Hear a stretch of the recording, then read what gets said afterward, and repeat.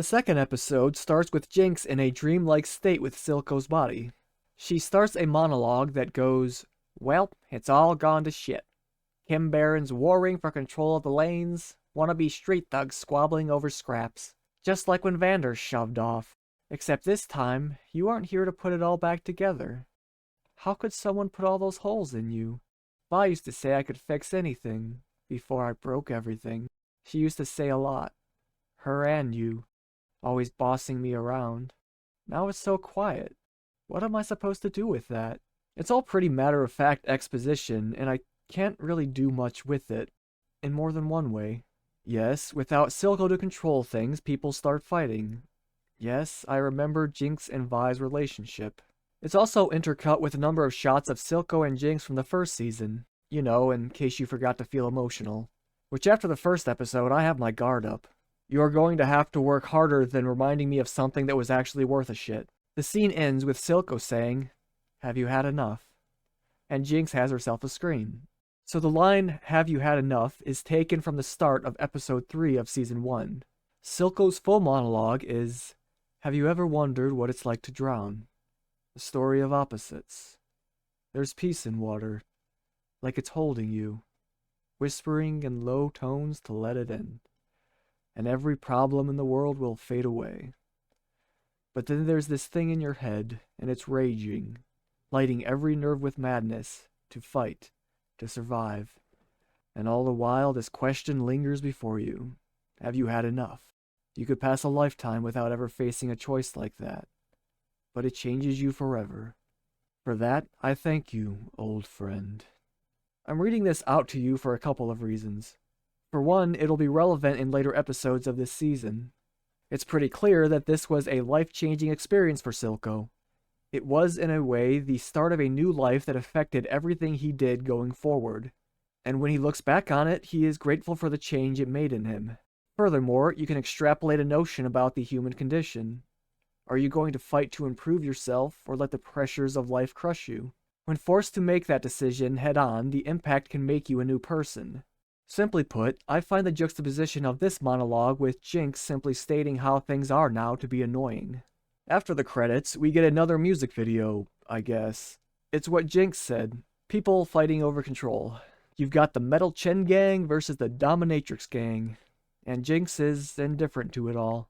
The Metal Chens are running around taking kids off the street, presumably to replenish their numbers. One of the kids is this little girl, and while running from the Metal Chen, she falls directly onto Jinx.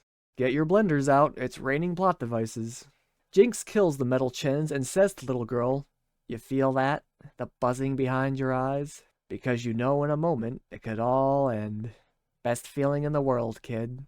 This, combined with her opening monologue, has set off some warnings in my brain. It's all very sardonic, but we'll put a pin in that until we get more of it. Little girl notices some wanted posters with Jinx on them, and Jinx says, "Yep, that's me. If you ever need to curse a sibling or a family member or a society, my card." We immediately get more of it. Great. I guess I'll put 2 pens in it. The next scene is of one of the Kim Barons on his way to fight another gang. They get to their destination and see that something called the Grey has infested their target. The Kim Baron isn't fazed by this until he sees one of the other gang members is beaten up.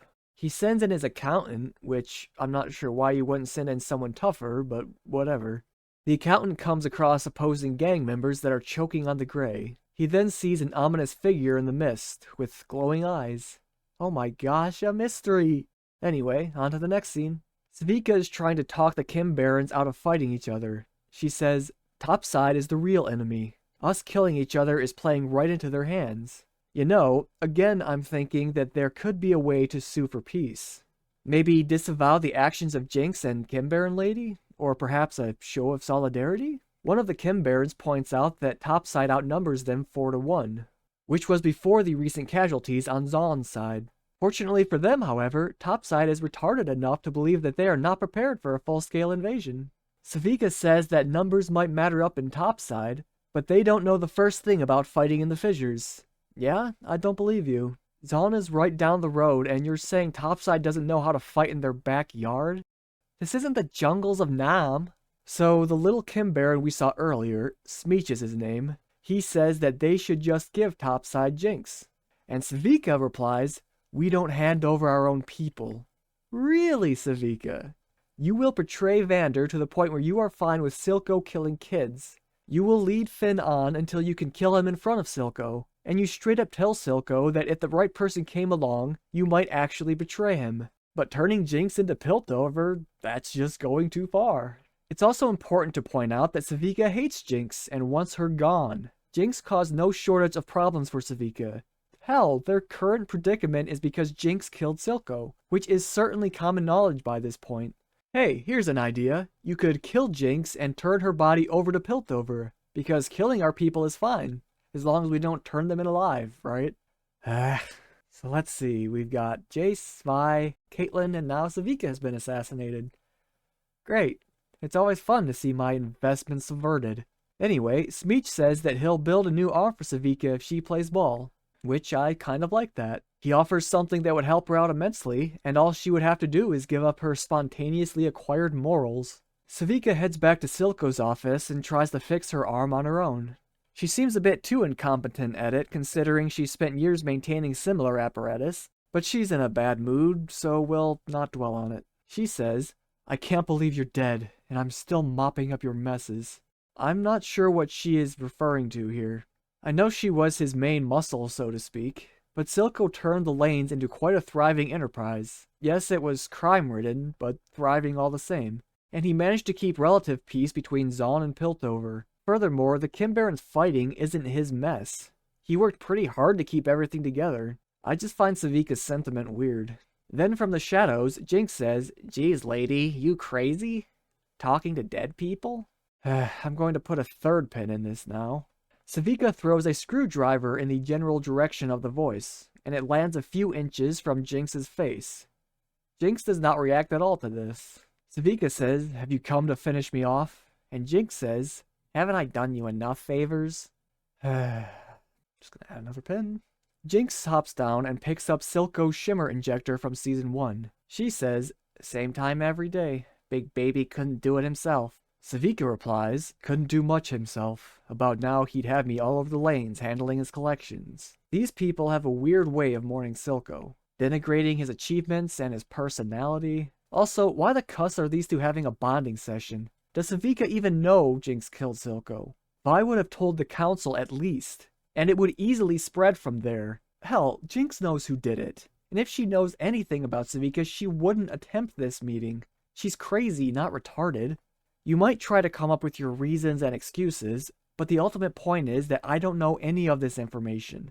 There are no conversations to answer these very important questions, and that's incredibly frustrating when I'm trying to take things seriously.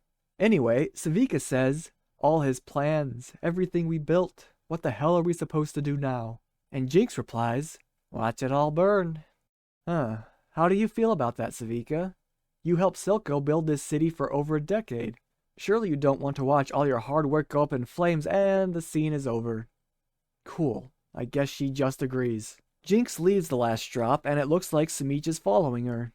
And so is Little Girl. More on that later. But for now, we go over to a waking Victor.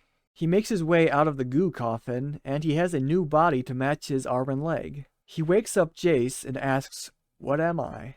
But Jace is just happy to see him alive. Jace says, "You must be cold." And Victor says, "I sense a charge, a potential, a recursive impulse. Unpleasant, but cold isn't its name." So they have a lot to figure out here. What happened to Victor is unprecedented. Something like this could warrant lifetimes of research. Victor asks about the Hex Core, and Jace says, "It adapted to your injuries. It changed you."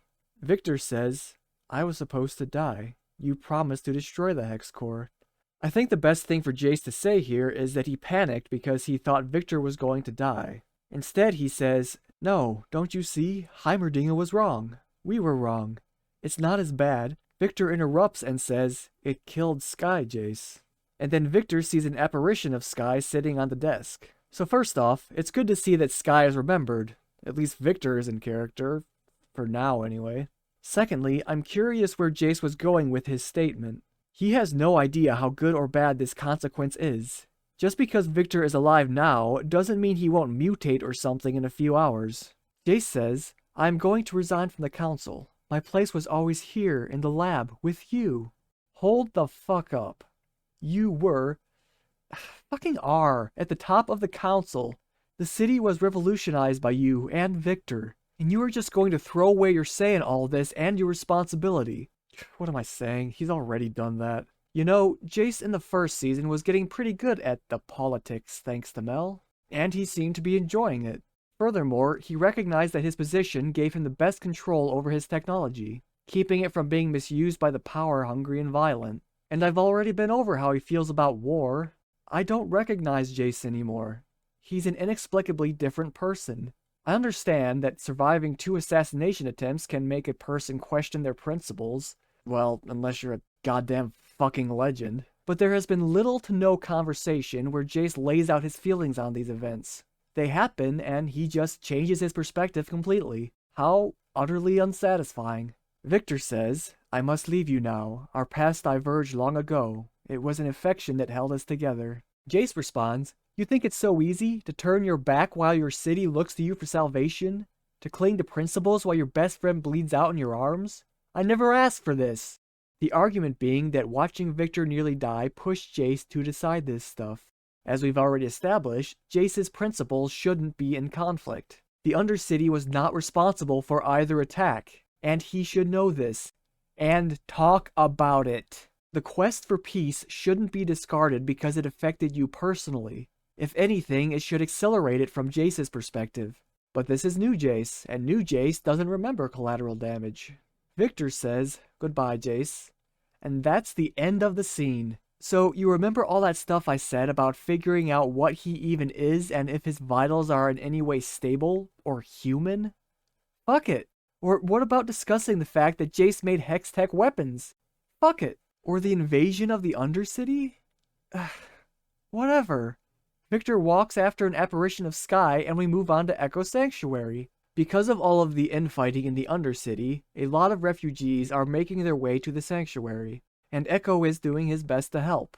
We also get our first shot of Heimerdinger, making a fun little bubble machine. How cute. Where the hell have you been, you innovative gerbil? Do you not know or care that your colleagues of 10 plus years have been decimated? You are the founder of the city, one of its cultural figureheads. Fucking bubbles? Ugh. So a leaf of the tree lands next to Echo and he notices that it has some kind of corruption on it.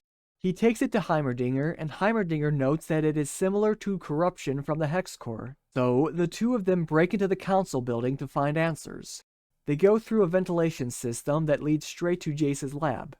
So first off, this is such a massive security risk that it is a wonder no one has ever broken in here before. You would think that the building that houses the leaders of the city and the technology that runs it would have slightly better security than fucking screws. Secondly, we have to talk about the interaction between Heimerdinger and Echo. It starts off with Heimerdinger acting like a goober. He rolls around like he's a child and says nonsensical code phrases. A quick reminder for those who have forgotten, like the fucking writers, Heimerdinger is not a moron. He is hyper-intelligent, takes things very seriously when necessary, and is not a fucking comic relief character. I really like Heimerdinger in the first season because of how much of a subversion he is. He has a silly voice and looks like a plushie, but he has an appropriate demeanor when problems arise. Now, you might think that I'm overreacting to this tiny moment, but you have to remember that by this point we have had several character assassinations, and I am justifiably on the fucking edge. Also, something that Echo points out is that Heimerdinger basically owns this building. And aside from that, he is also a pillar of the scientific community, a founder of the city, and a former council member. Why are they not walking through the front door? It's like they're lampshading it, but they couldn't be bothered to even come up with an excuse. They just point it out and move on. Doing something like this makes me think that they don't believe you will be engaged unless the characters are doing something silly. So Echo and Heimerdinger climb into the lab and Jace nearly blasts them with his hammer. "Professor," he exclaims, and Heimerdinger responds with, "Yes, of course, what the devil's gotten into you?" So, we are in desperate need of a recognition of current events from Heimerdinger. Either he doesn't know, which is seemingly impossible given the significance of it all, or he is coping fantastically, which even then, the Heimerdinger I know would recognize the effect it would have on those he cares about. and console them accordingly. Jace is like, why are you breaking into my lab, and who's this guy? Heimerdinger is like, this is my new pupil. New pupil, meet old pupil. We were trying to sneak in. Jace gives a bemused look, and Heimerdinger is like, pish posh, like you've never done it. And then Jace is like, do you guys want some tea? And I'm just sitting here waiting for a conversation that's worth a damn. So Jace starts looking at the leaf and asks where they found it. Echo just says, deep in the underground, obviously wanting to keep his base a secret. And Heimerdinger says, Echo's home is a marvelous place, and then starts describing things about it. Echo, of course, stops him.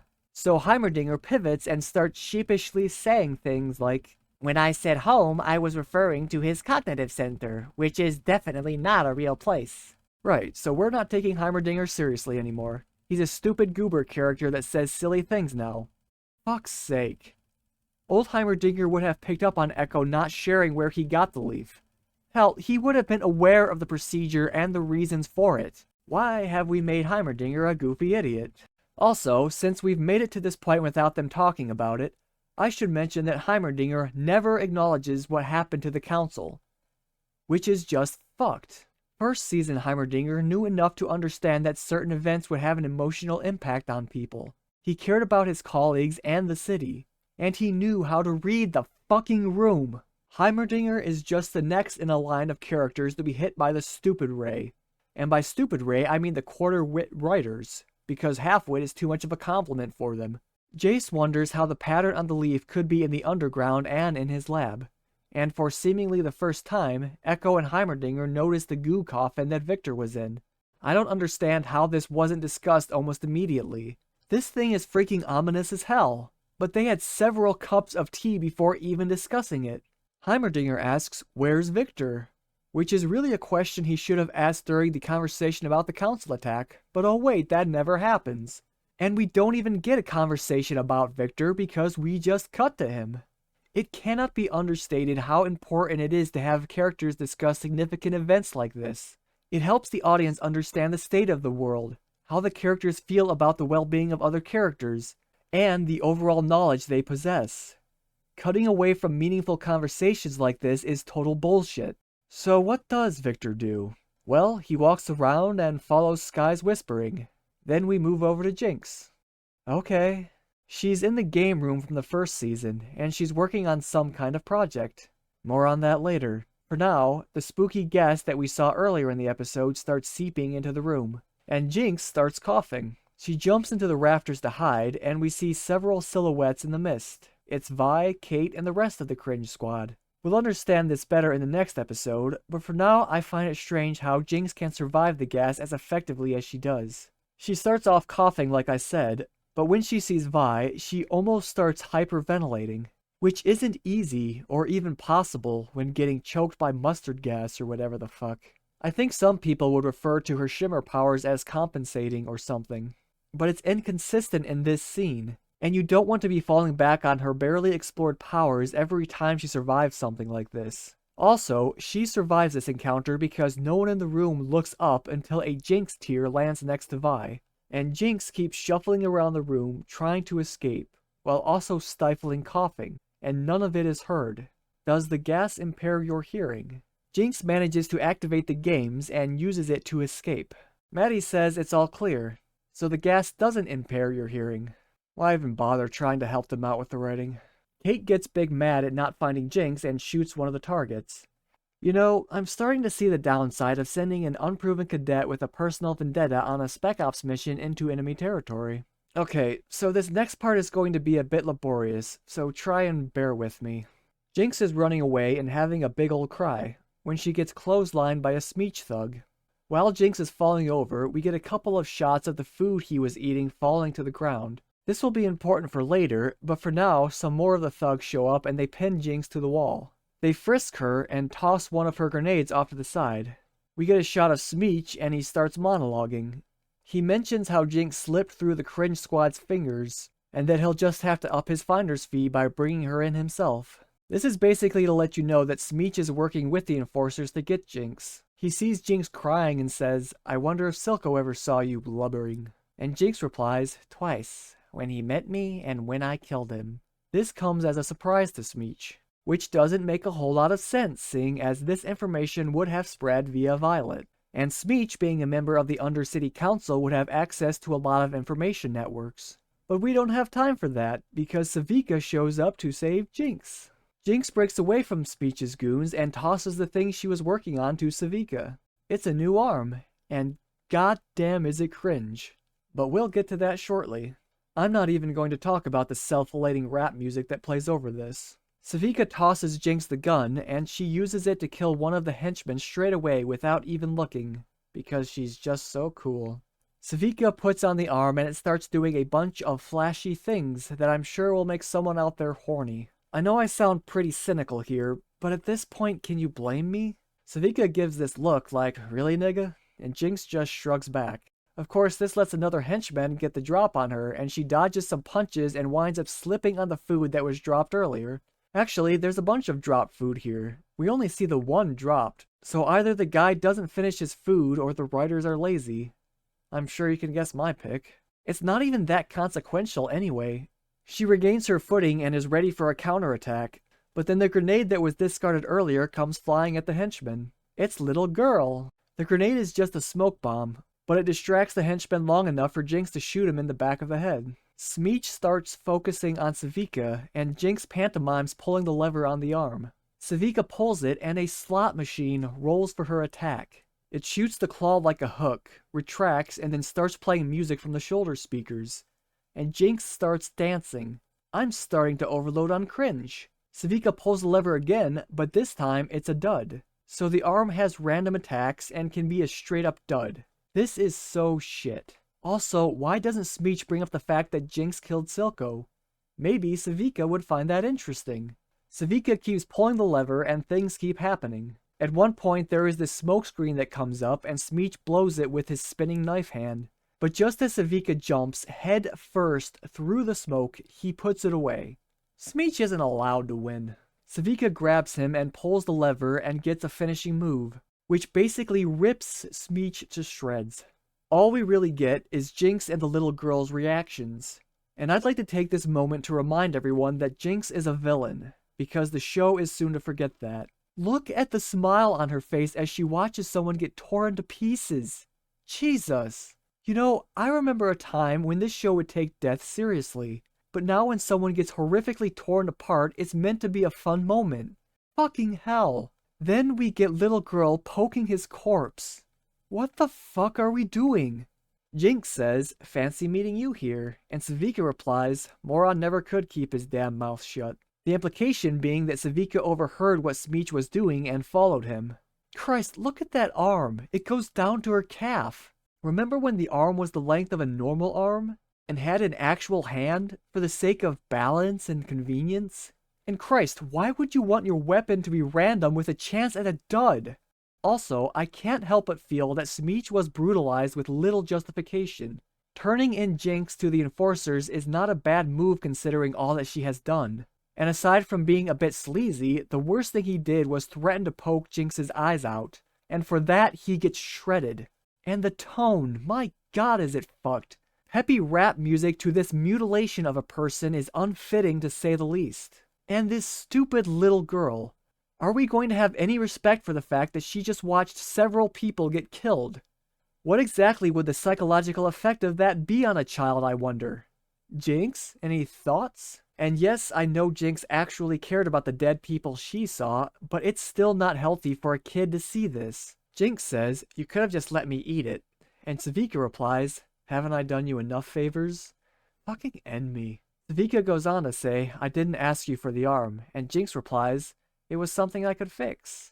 I don't understand why these two are suddenly in cahoots. You have Savika's contradictory conviction to not giving up her own people, and you have someone they both cared about die. Beyond that, they disliked, if not outright hated one another. And I still don't believe that Savika doesn't know that Jinx killed Silco, even though the show wants it to be that way. We are not even done with 2 episodes and everything feels so cattywampus. Savika asks, what are you going to do now? And Jinx says, finish off what's left of my family. The scene ends with one of the henchmen still alive. It's the Nerdy Numbers man from earlier. Can't wait to watch him get tortured to death while Jinx floss dances the dubstep. We go back to Victor doing his skywalk, and he makes it to the place where Vi and Caitlin were confronted by Silco in the first season. The addict that helped Caitlin tries to mug Victor, and Victor says, "So much senseless pain."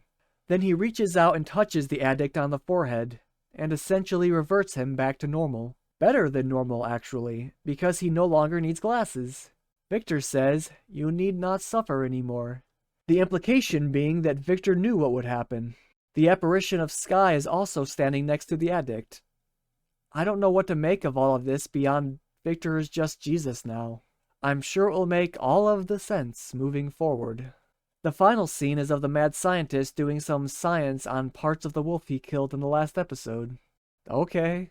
Man, this season so far feels like a punishment. You like season 1? Well, shame on you. Eat shit. The characters are all out of whack, the action is a mess, and so much of the world state is ignored.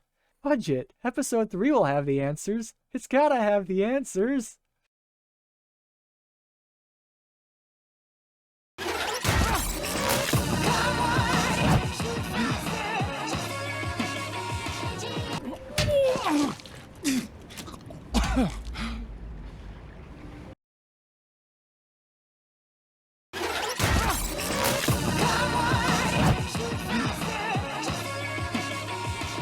Oh!